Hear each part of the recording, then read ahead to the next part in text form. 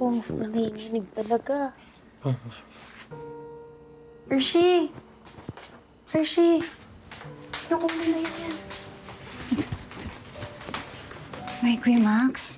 Sorry po. Angat lang po tayo. Ayan. Nakakami siya na malamig, no? Si Malakas. Asan si Malakas? Max, huwag ka masyadong gumalaw at magsalita. Hindi yan makakatulong. Huwag ka mag-alala kay Malakas na kasilong. At wala kang dapat alalahanin.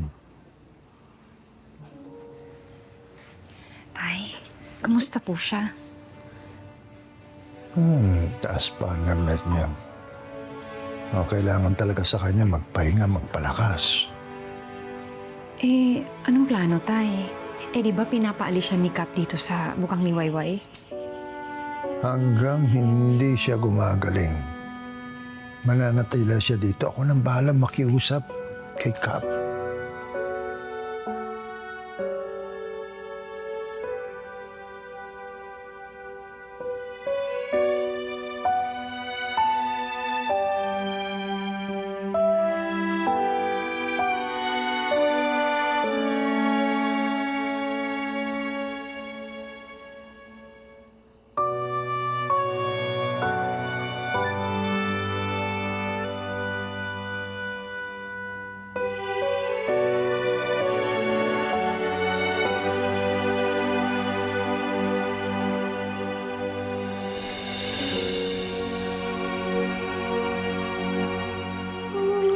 Yan.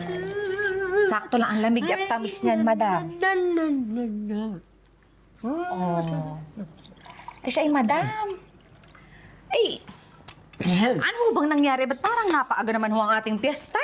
Ay, nako, nagse-celebrate lang ako dahil finally napalayas ko na ang kompetisyon ko sa negosyo. Ay, madam. Napalayas niyo ho si Max? Bakit parang concerned ka? Kasi, madam, siya isa totoo lang ho. Nailigtas niya kasi ang buhay ni Butchoy Muntik na humabongga si Butchoy. Kung hindi lang unahila ni Max. Bakit parang ibang story ang dumating sa akin? Bueno, napalayas ko na siya. Wala na siya.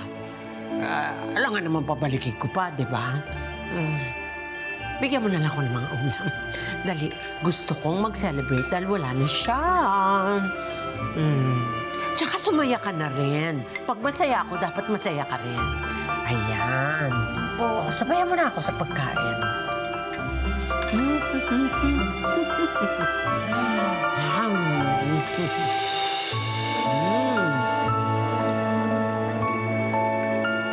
Masarap, ha?